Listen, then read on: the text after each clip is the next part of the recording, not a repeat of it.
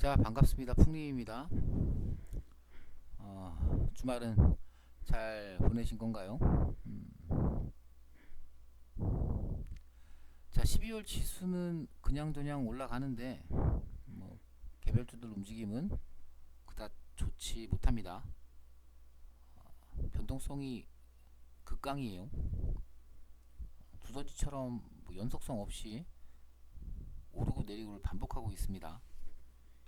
이런 장은 잘못하면 한순간에 큰 손실도 날 수 있는 그런 어려운 장이에요. 시장의 난이도가 매우 높은 장입니다. 템포를 잘 맞추면 꿀장인데 한번 어긋나면 나락으로 빠질 수 있는 그런 장입니다. 유념해서 매매 잘들 하시고요. 시드를 조금 줄여서 하시는 것도 나쁘지 않다고 봅니다. 자, 그럼 오늘 강의 시작해 보도록 하겠습니다. 저 역시 장이 어렵다 보니 매매가 쉽지 않습니다. 그래서 저는 이번 기회에 기초부터 다시 공부를 하자라는 생각으로 자료를 정리 중입니다. 그 자료를 기반으로 영상을 만들어 보면 혹시라도 조금은 도움이 될 수 있지 않나 싶어서 이렇게 오랜만에 유튜브를 다시 하게 됐습니다. 강의 자료는 제 거 블로그에 있으니까 오셔서 보시고요. 이왕이면 구독도 좀 부탁드립니다. 구독하는 사람이 없어요. 안타깝습니다. 유튜브도 구독, 좋아요, 댓글, 알람 설정 부탁드리고요. 조태구갈이라고 요즘에 그러던데. 자, 그러면 시작해 보도록 하겠습니다. 풍개미 공부 1일차. 자, 프롤로그. 매매의 기준. 주식이란 놈이 하면 할수록 공부해야 할 부분이 많습니다. 하면 할수록 모르는 것도 많습니다. 또 알아도 적용 못하는 것들이 엄청나게 많습니다. 머리하고 손이 따로 놀죠. 사야 할 자리에서 못 사고 팔아야 할 자리에서 못 팝니다. 모든 주식 공부를 마스터하고 시작을 하면 좋겠지만 그건 사실 불가능합니다. 저 또한 어쩌다 전업을 하다 보니까 지금 실전 투자를 하고 있는데, 그러다 보니 매매를 통해서 공부를 하고 또 기초부터 정리를 하면서 이렇게 하나씩 하나씩 만들어 가고자 합니다. 일반적으로 주식의 기초는 캔들부터 시작해서 이평선, 거래량, 지지와 저항 이런 식으로 공부를 해 나가는데 이게 틀린 건 아닙니다. 다만 똑같은 캔들 이평선, 거래량, 지지와 저항 이런 거를 보더라도 그것들이 공통적으로 가리키는 방향, 그거를 설정하고 보면 조금은 같은 기초 내용이 보다 본인의 것이 되는데 용이할 수 있습니다. 여행을 가는데 그 목적지를 정하지 않고 돌아다니는 것보다는 목적지를 정해놓고 가는 여행이 더 효율적일 수 있으니까요. 그런 관점입니다. 그런 관점에서 기본기를 하기 전에 먼저 매매의 기준을 잡고 앞으로는 그 기준 안에서 캔들, 이평선, 거래량, 지지, 저항 이런 기초적인 내용들을 분석해 가보도록 하겠습니다. 주식 매매는 결국 사고 파는 과정을 말합니다. 매수해서 매도하는 거죠. 매수해서 매도를 해서 수익이면 땡큐, 손실이면 어이쿠, 그거죠. 이 과정은 종목 선정과 기술적 분석 후 그를 통한 매수 매도, 이 두 과정으로 이루어져 있습니다. 그 중에 종목 선정이 더 중요합니다. 종목 선정이 7이라면 기술적 분석은 3 정도라고 생각하면 될 겁니다. 아무리 주식을 할지 모르는 사람이더라도 종목 선정만 잘하면 수익으로 나올 수 있습니다. 다만 종목 선정이란 게 워낙 다양한 변수가 많잖아요. 그러다 보니 주식을 하면 할수록 종목 선정이 어렵게 느껴집니다. 기업의 밸류에이션이나 실적 뭐 이런 모든 지표들이 좋으면 주가는 가야 되는 게 일반적인 상식인데 실제적으로는 그렇지 못하죠. 수급이 들어오지 않으면 주가는 못 갑니다. 특히 국장은요. 아무리 실적이 망가진 기업도 세력이 올리려고 맘만 먹으면 100% 200% 날아갑니다. 이게 국장의 특성입니다. 아무리 좋은 종목이라도 좋은 자리에서 매수를 해야 수익으로 나올 가능성이 크겠죠. 아무리 좋은 종목이라도 고점에 사면 세력들이 무자비한 흔들기 때문에 못 견디고 나옵니다. 대부분의 개미들은요. 기술적 분석은 종목 선정 후 이어지는 실제 매매의 기준이기 때문에, 즉 매수 매도의 기준이기 때문에 이를 통해서 본인 매매의 기준을 먼저 확립하는 게 유리합니다. 다만 지금 여기서 언급하는 내용들은 지극히 제 매매의 기준일 뿐이지 이게 정답은 아닙니다. 이건 그냥 제 기준이에요. 여러분들은 참고만 하는 겁니다. 여러분들 기준은 여러분들 스스로 만드셔야 되는 겁니다. 자, 매매의 기술적 매매의 두 가지 분류. 매매는 뭐 어떤 스타일에 따라서 되게 다양하게 나눌 수 있겠죠. 뭐 기간으로 따진다면 뭐 단타가 있을 수 있고요. 뭐 스윙, 뭐 장기 투자, 뭐 이런 게 있을 수 있고요. 그리고 확인 매매가 있고 예측 매매가 있을 수 있고요. 주가가 돌파되는 거를 확인하고 들어간다. 그러면 돌파가 되는 순간 여러 가지 뭐 거래량이, 여기도 보시면 이게 지금 돌파 매매 태영이라는 종목을 아까 전에 잠깐 보다가 켜놨는데, 자, 이 자리를 갭으로 돌파를 했죠. 돌파하면서 거래량이 터졌습니다. 그러면 이거를 보면서 단기 분봉상 이거를 보면서 볼까요? 쭉 봅시다. 자, 갭으로 이 자리를 띄우고 자 눌리고 가는 거를 보는데, 여기서 사면 확인 매매죠. 여기서 사면 확인 매매입니다. 근데 전날 자, 전날 이거 15분봉으로 다시 볼게요. 15분봉으로 전날, 자 여기에서 수급이 들어오는 것 같네, 이거 다음날 갈 것 같은데 여기서 산 건 예측 매매죠. 자, 이게 예측 매매와 확인 매매의 차이입니다. 자, 그리고 지금 지혜가 이야기하고자 하는 것은 자, 기술적인 부분으로 얘기를 하는 겁니다. 기술적인 매매는 딱 두 가지입니다. 돌파 매매와 눌림 매매, 이 둘밖에 없어요. 기술적으로 차트상으로 분석을 해서 하는 매매는 돌파 매매와 눌림 매매, 이 두 가지로만 나눠서 볼 수 있습니다.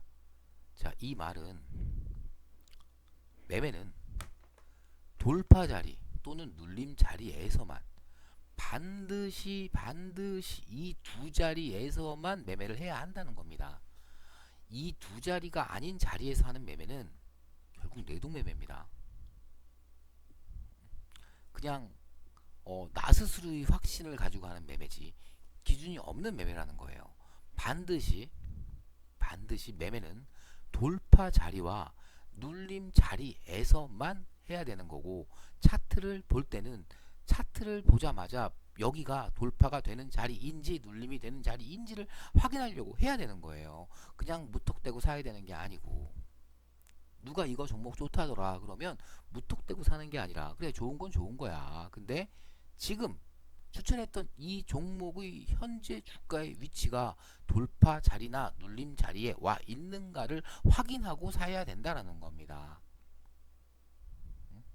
여기에 갈 거야, 얘는 좋은 거니까 반드시 이 위로 갈 거야 라는 예단을 하면 안 돼요. 반드시 매매는 돌파 자리 또는 눌림 자리에서만 해야 된다. 왜? 그래야만 명확한 기준이 있다. 기준이란 뭐냐? 내가 만에 하나 잘못됐을 때 손절할 수 있는, 손절가를 잡을 수 있는 가격이잖아요, 명확하게. 자, 이 간단한 이야기가 오늘 이야기 핵심입니다. 이 간단한 이야기가 어쩌면 오늘 가장 중요한 매매의 원칙 제1장이라고 할 것입니다. 이게 매매의 원칙의 핵심입니다. 자, 그렇다면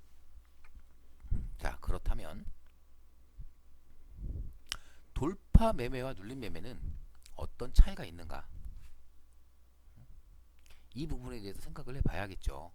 자, 그래 알았어. 매매는 돌파와 눌림 둘밖에 없어. 그럼 우리는 매매를 할 때 지금이 돌파 자리인가 눌림 자리인가 이거를 확인하고 그 자리에서 그거에 맞게 대응만 하면 되는 건데, 그럼 돌파하고 눌림은 무슨 차이가 있는데 이거 알아봐야 되잖아요. 자, 이 두 가지 매매는 돌파든 눌림이든 모두 확정과 확인이라는 과정을 거칩니다. 둘 다 확정되어 있는 가격이 있고요. 그리고 확인해야 될 가격이 있습니다. 다만 둘의 차이는 확정과 확인의 과정에서의 심리 상태에 있고요. 또 하나는 돌파라는 건 명확하게 매물대를 벗어나는 자리이기 때문에 명확하게 확정된 가격이 존재합니다. 근데 눌림은 명확하게 확정된 자리가 존재하지 않는 경우가 매우 많아요.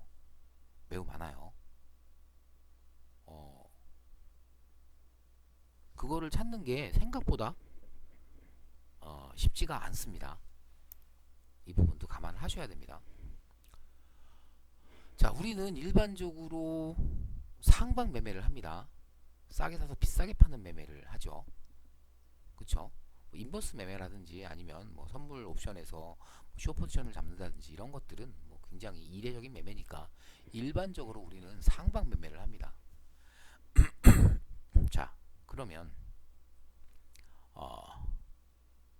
우리는 상방 매매를 하는데 이 관점으로 볼 때 돌파 매매는요, 추세가 상방입니다. 올라가고 있는 상태예요. 추세는 연속성이라는 게 있죠. 눌림 매매는 그에 비해서, 자, 큰 추세는 상승일지 모르지만 단기 추세가 하방이에요. 단기 추세가 하방. 이 눌림 매매라는 건 무슨 개념이냐면 장기 추세가 상승 추세를 유지하고 있는데 잠시 쉬어가는 과정을 잡는 게 눌림이거든요. 반드시 장기 추세가 상승 추세를 가지고 있는데 그 추세가 깨지지 않는 상태에서 잠시 쉬어가는 자리를 찾는 게 눌림입니다. 근데 잘못하면 상승 추세가 쉬어가는 자리가 아니라 상승 추세가 꺾이는 자리일 수도 있어요. 눌림 매매가. 이 부분은 상당히 조심해야 되는 부분이겠죠.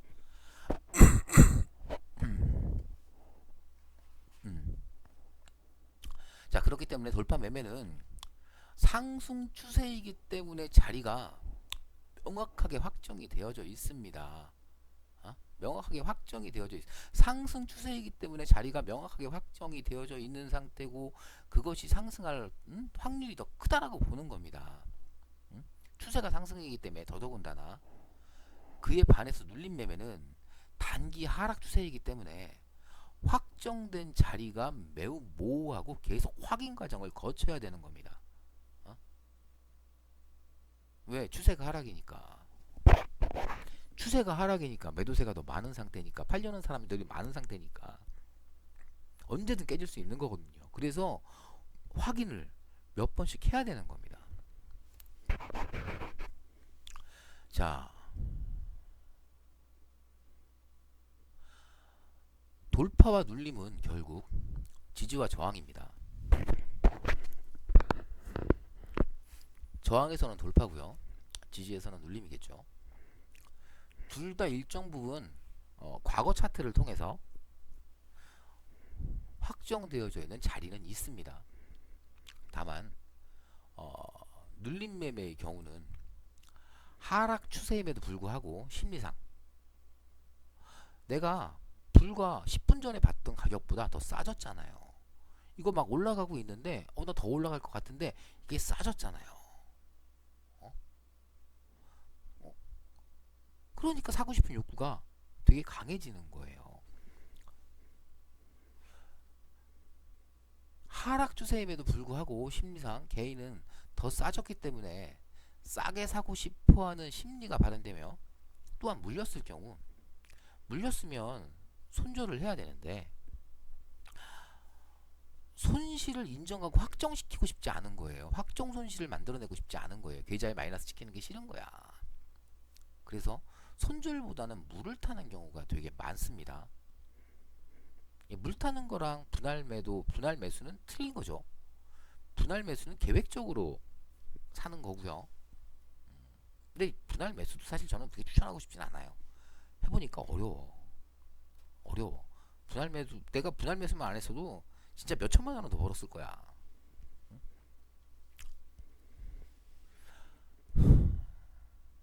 또한 지지라인에서 확정된 가격, 그러니까 내가 여기까지 빠질 거라고 내가 생각했던 지지라인이 있어. 그러면 그 부근까지 빠지는 걸 기다려야 되는데 어, 싸니까 내가 처음 봤던 가격보다 싸니까 그거를 기다리지 못하고 그냥 덥석덥석 사버리는 경우가 많아요. 단지 방금 전까지 보던 가격보다 싸다라는 이유로 빠지고 있음에도 물을 타고 사고 그런다고. 이 부분을 고쳐야 됩니다. 무조건. 진짜 무조건. 다들 느끼실 거예요. 다들 그런 경험 있으실 거고요. 저도 마찬가지입니다. 돌파 매매는 기본적으로 비쌉니다. 내가 방금 전에 봤던 가격보다 비싸졌어.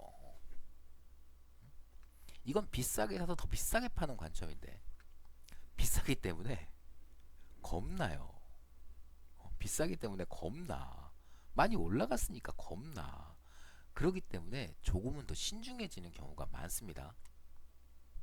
그래서 확정된 가격에서 어찌 보면 눌림 매매가 더 확인을 많이 해야 되는데 눌림 매매는 확인을 덜 하고 그에 비해서 돌파 매매는 확정된 자리에서 더 과하게 확인하는 과정을 잘 지키곤 합니다.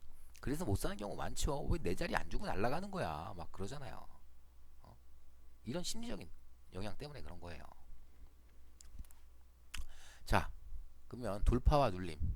이건 결국 지지와 저항이라는 것과 연결이 되는 건데 이 둘은 따로가 아니라 또 어떻게 보면 서로 혼재하면서 자리를 만들어 줍니다.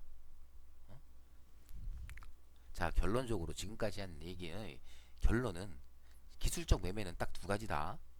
돌파 매매와 눌림 매매. 이게 핵심이에요. 결국 매매를 해야 하는 타점은 돌파가 되는 자리와 눌림이 될 수 있는 자리. 이 딱 두 가지에만 존재하는 겁니다. 이게 지금까지 한 얘기 핵심이에요. 응? 상승 추세이기 때문에 돌파가 되는 자리는 정해져 있지만 하락 추세 중이기 때문에 눌림 자리는 계속 확인해야만 합니다. 그래서 대부분 다들 돌파 매매가 어렵다라고 생각을 하지만 어쩌면 돌파 매매가 더 간결할 수 있습니다. 다들 눌림 매매가 쉽다고 생각들 하지만 눌림 매매가 더 복잡할 수 있습니다. 쉬운 게 아니에요. 자, 그럼 돌파 매매와 눌림 매매는 완전히 다른 것일까요? 저는 그렇게 생각하지는 않습니다. 이 두 개는 서로 연결되어 있습니다. 자, 처음 시작은 상위 차트와 하위 차트 개념에서 연결되는 부분이 있습니다. 자, 상위 차트, 하위 차트 개념은 다들 아시죠? 일봉과 분봉, 주봉과 일봉, 월봉과 주봉, 15분봉과 3분봉, 60분봉과 15분봉 이런 식으로 상위 차트, 하위 차트 개념이 있잖아요. 자, 이 개념에 따라서 눌림 매매는 돌파 매매와 같이 봐야 되고 돌파 매매는 눌림 매매와 같이 봐야 되고 이런 식으로 서로 연결되어져 있다는 이야기입니다. 자, 예시를 통해서 한번 보도록 하겠습니다. 이거 저번에 제가 예시를 들었던 내용인데 이거 오픈엣지죠? 오픈엣지 테크놀로지. 자, 이거 저번에 예시 드렸던 내용인데 우리 방 식구들한테는 자 보시면 전 고점을 돌파하기 직전이잖아요. 그쵸? 자, 이게 돌파하기 직전이니까 이거는 돌파 매매라기보다는 돌파 예측 매매예요. 돌파할 가능성이 있는 종목이잖아요. 이 종목을 돌파할 때 매매할 거야. 왜? 여기 돌파까지 구간이 얼마 안 남았으니까. 상승 추세를 이어오던 종목이 돌파 구간과 얼마 안 남았으니까 돌파할 만한 종목으로 뽑아 놓은 거겠죠. 돌파 예측 매매입니다. 이거는 전 고점을 돌파할 가능성이 있으니까 일봉상 돌파 매매가 맞습니다. 자, 무조건 돌파 매매 자리는 일단은 일봉으로 찾는 겁니다. 일봉으로 전 고점을 넘어가는 게 돌파 매매죠. 자, 이거를 꼬리로 잡으면 여기지만 몸통으로 잡으면 자, 여기잖아요. 여기 요 부분이니까. 자, 그러면 일봉 돌파 매매 종목을 미리 선별할 수 있습니다. 그쵸? 돌파 매매 자리는 미리 선별할 수가 있는 거죠. 뭐 눌림 매매도 그렇기는 하지만 종목을 선정할 때는 돌파 매매 위주로 선정을 하는 게 좋습니다. 상승 추세니까요. 자, 그러면 이 종목에서 돌파 매매를 일봉상 돌파 매매를 선정한 종목을 실제 매매는 일봉을 보고 하는 매매가 아니라 분봉을 보고 매매를 하죠. 그러면 그때 분봉은 눌림 매매로 접근하는 게 맞습니다. 상위 차트에서 돌파 매매, 즉 일봉에서의 돌파 매매는 하위 차트 분봉에서는 눌림 매매로 접근하는 게 매매하기 용이합니다. 반드시는 아닙니다. 반드시는 아닌데 일반적으로 그렇게 매매를 해야 명확한 손절선이 생기고 또 기준이 생깁니다. 확정된 가격이라고 하더라도 확인하는 과정은 필요한 거거든요. 자, 이게 일봉을 분봉으로 쪼갠 겁니다. 일봉을 분봉으로 쪼갠 겁니다. 자, 여기에 전 고점을 돌파를 하는데 이게 지금 갭으로 이 뜨면서 자, 전 고점 부근까지 간 거죠. 전 고점 부근까지. 그쵸? 그러면 여기까지는 여기서만 시작이라고 생각하면 안 돼요. 이게 이 갭 구간을 일단은 양봉이 뜬 거예요. 양봉이 뜬 거. 그리고 눌림을 주고 다시 돌파할 때 요때 잡는 거죠. 눌림 매매죠. 눌림 매매라고 반드시 여기서만 잡으라는 법은 없어요. 확인하고 잡는 거니까. 눌림 매매라는 건 음봉이 나오다가 빠지면서 음봉이 나오다가 양봉이 출현을 하는 것부터 시작인 거예요. 양봉이 출현하지 않으면 내가 보는 기준봉의 양봉이 출현하지 않으면 눌림 매매는 성립이 할 수가 없다라는 겁니다. 일단 이 전제는 반드시 깔고 가셔야 돼요. 자, 눌리고 돌파하는 자리 무조건 잡는 게 아니라 돌파하는 자리 눌리고 돌파하는 자리. 자, 일봉상 돌파 매매는 분봉상 눌림 매매로 확인을 하면서 매매하는 게 안전합니다. 자, 돌파 후에 자, 여기서 일봉상 돌파 매매를 했습니다. 그쵸? 일봉상 돌파 매매, 일봉상 돌파를 분봉상 눌림으로 자꾸 매매를 했습니다. 매매를 했는데 이 종목이 올라갔다가 눌림이 왔습니다. 눌림이 왔어요. 그러면 자, 눌림 매매에서 자, 그럼 우선 체크를 해야 되는 건 기준 마디입니다. 기준 마디. 자, 번외로 기준봉의 개념은 아시죠? 기준봉은 뭐 사람들이 설정하는 거에 따라 틀린데 저 같은 경우는 뭐 3분이나 5분 봉에서 기본적으로 3% 이상 상승하는 봉을 기준봉으로 잡습니다. 저 같은 경우는 하루에 3%짜리 분봉 기준, 단기 분봉 기준으로 3%짜리 상승하는 완성된 봉을 갖고 있는 종목이 그렇게 많지 않아요. 생각보다 3%짜리 봉이 가벼운 봉이 아닙니다. 3분봉상 3%면 3분봉상 3%를 유지하고 있는 거잖아요. 끝날 때까지. 그게 많은 종목은 많게 안 나와요. 그런 거를 기준봉이라고 하고, 기준마디라는 건 그런 내가 설정했던 기준봉을 포함하고 있는 마디, 즉 마디라는 건 여기서 보면 이제 이렇게 파동이 하나 왔다가 떨어졌다가 또 파동이 하나 갔잖아요. 그러면 자, 요거는 요 마디가 요게 하나의 마디인 거예요. 파동이 저점에서부터 고점까지 올라가는 그 길이를 하나의 봉으로 보면 이거는 여기서부터 여기까지가 한 마디가 되는 거고요. 이건 하락 마디고요. 여기서부터 시작해가지고 여기까지 올라가는 마디가 나왔잖아요. 여기까지 올라가는 마디가. 그러면 이거는 이게 마디인데 기준봉이 포함된 마디잖아요. 그 기준 마디예요. 기준 마디는 되게 중요한 가격이죠. 그렇죠? 기준 마디의 저점과 고점. 자, 이해 가시죠?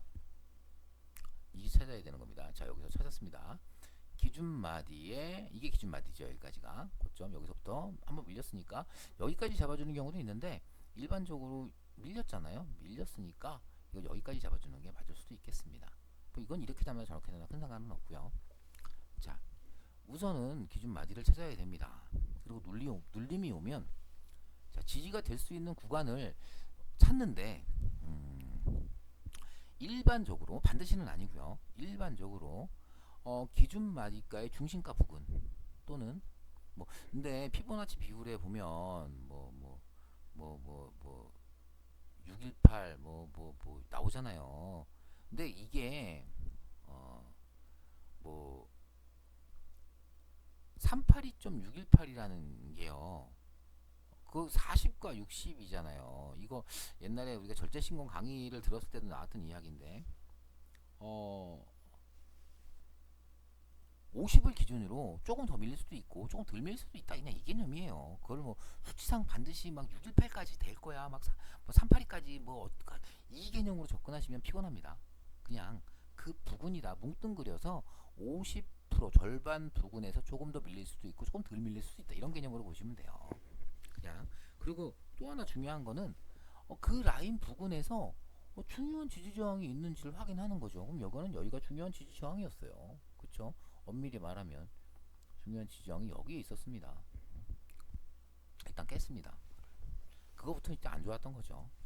이게 더 가려면 여길 깨지 말고 여기서 받고 올라갔어야지.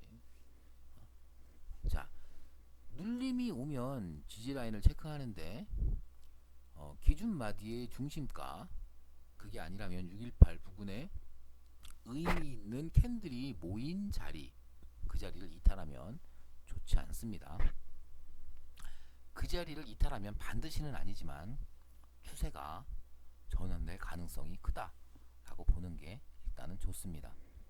자, 그래서 일단 이 종목은 여기가 사실은 중요한 자리였는데 이 자리를 이탈을 했어요. 근데 이거를 파동으로 보기는 조금 애매모호해요.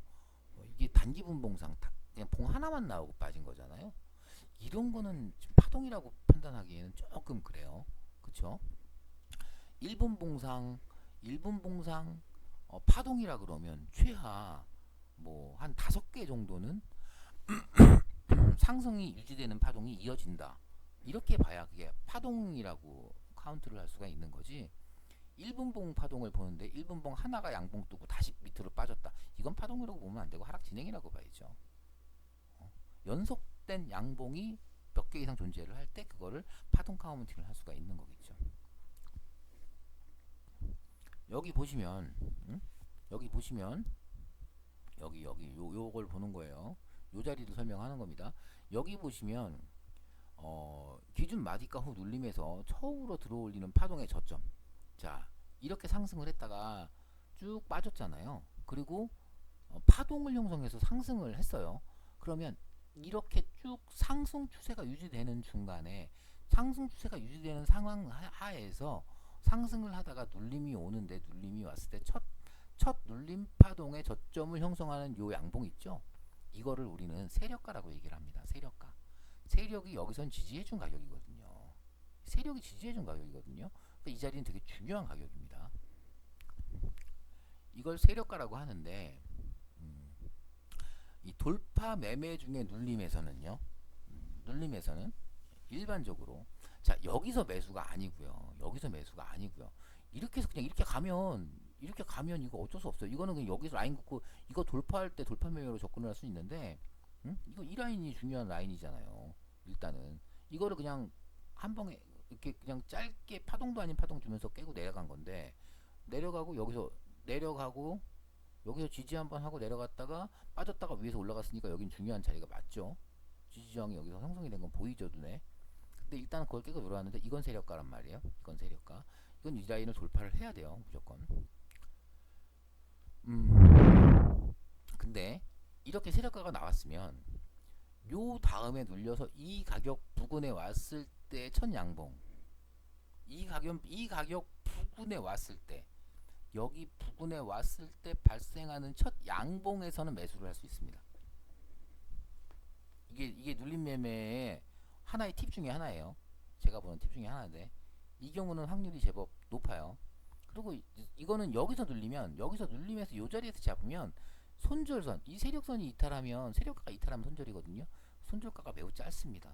그래서 가면 많이 가기 때문에, 예, 잘라내면 손실은 작고, 그래서 이게 손실 대비 기회비용이 커서 이런 매매는 괜찮은 매매기는 해요.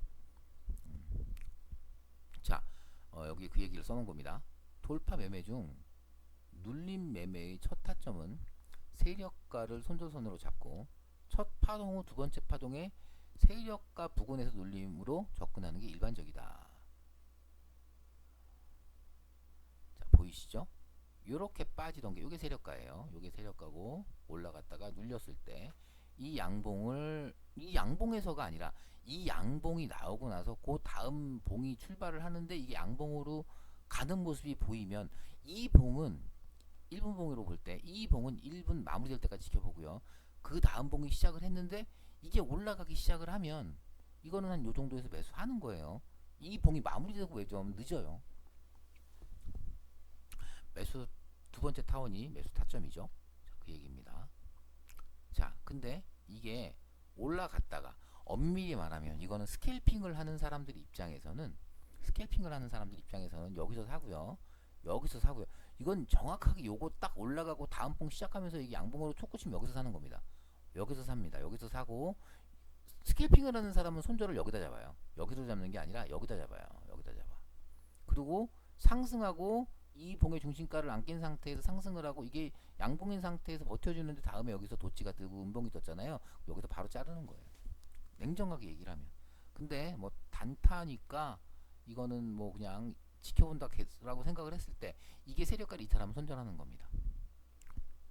세력가를 깨죠. 그럼 바로 손절인 겁니다. 응? 그럼 그때부터는 여기가 손절이 되는 순간, 이게 여기가 손절이 되는 순간, 이건 더 이상 눌림 매매가 안 될 수가 없는 거예요. 이미 손절을 한 순간 눌림 매매의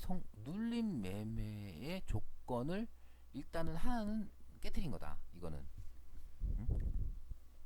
자, 그럼 그때부터는 이 종목을 보는 시각을 바꿔야 됩니다.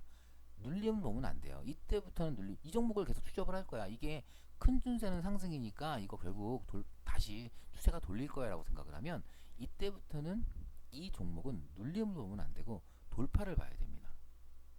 돌파 매매를 봐야 됩니다. 이거는 이렇게 깨지는 경우에는 눌림 매매로의 접근이 아니라 추세 전환을 봐야 되는 종목이 돼버린 거예요. 이제는. 그러면 추세가 전환이 된다는 건 뭐냐면 저점이 높아지고 고점이 높아지는 파동이 나와야 추세가 전환이 되는 거잖아요. 즉 하락 추세로 전환이 된 거거든요. 하락 추세로 저점이 낮아지고 고점이 낮아지면서 이게 하락 추세로의 전환이 된 거기 때문에 추세가 돌아가는 과정을 확인해야 되는 거다. 그렇다고 한다면 이거는 돌파 매매로 접근을 해야 되는 종목입니다. 이해 가세요? 상승 추세 중에서는 눌림 매매가 되는데 하락 추세 중에는 눌림 매매를 하시면 안 돼요. 돌파 매매를 해야 되는 거예요. 추세를 볼 때 상승 추세 중에서는 눌림 매매를 하지만 하락 추세 중에서는 무조건 돌파 매매를 해야 된다. 떨어지는 종목을 칼날을 잡아야 되는 게 아니라 떨어지는 종목은 그래서 기다려서 돌파되는 시점을 봐야 된다. 추세가 전환되는 걸 돌파라는 거. 이 중기 분봉이나 일봉에서의 하락 추세의 전환은 그거보다 하위 차트에 있는 분봉에서의 추세 전환, 즉 돌파가 이루어져야 큰 추세가 바뀔 수가 있는 거거든요.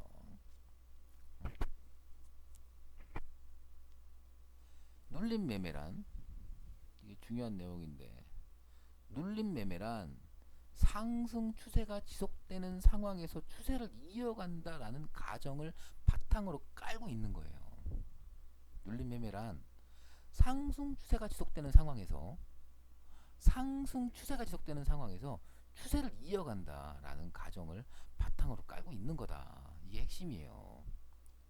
그러면 눌림 자리에서는 지지를 해주고 반등을 해줘야 돼요.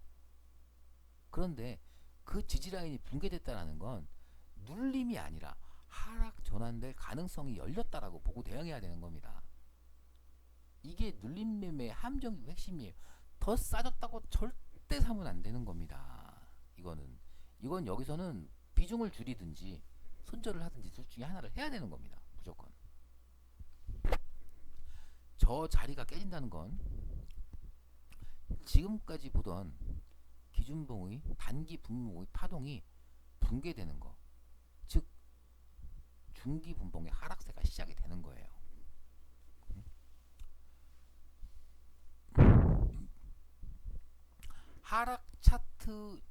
상위 차트의 하락 중에 추세 전환은 하위 차트의 돌파에서 시작이 되는 겁니다.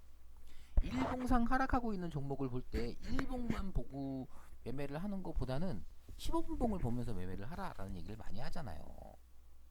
15분봉상 추세가 저점을 지키고 돌파하는지를 봐라, 올라가는지를 봐라 라는 얘기를 많이 하잖아요. 그런 개념이에요. 자, 이게 그 얘기입니다. 저 자리가 깨진다는 건 지금까지 보던 단기 분봉의 파동이 붕괴되는 거, 즉 중기 분봉의 하락세가 시작인 거예요. 상위 차트의 하락 중 추세 전환은 하위 차트의 돌파에서 시작되기 때문에 스캘핑이 아니라면, 스캘핑은 봉 하나하나의 봉에 집중을 하면서 저점이 나오고 올라오는 봉을 잡아가는 그런 매매이기 때문에 스캘핑이 아니라면 저점 매수보다는 돌파 매수가 리스크를 잡을 수 있습니다. 물론 스캘핑의 경우에는 이런 자리에서 하나 사고 여기서 바로 잘라요. 이거는 스캘핑은 가능합니다. 근데 우리는 스캘핑을 하는 게 아니잖아요. 단기 매매, 단타 매매를 지금 얘기를 하는 거기 때문에 이 개념으로 이해를 하시는 게 맞습니다. 세력가가 깨지기 전에는, 이 자리가 깨지기 전에는, 근데 이게 만약에 이렇게 깨졌어도 바로 다음 봉에서 이걸 바로 올려 세우면 그러면 또 약간 경우의 수가 좀 틀려지기는 합니다.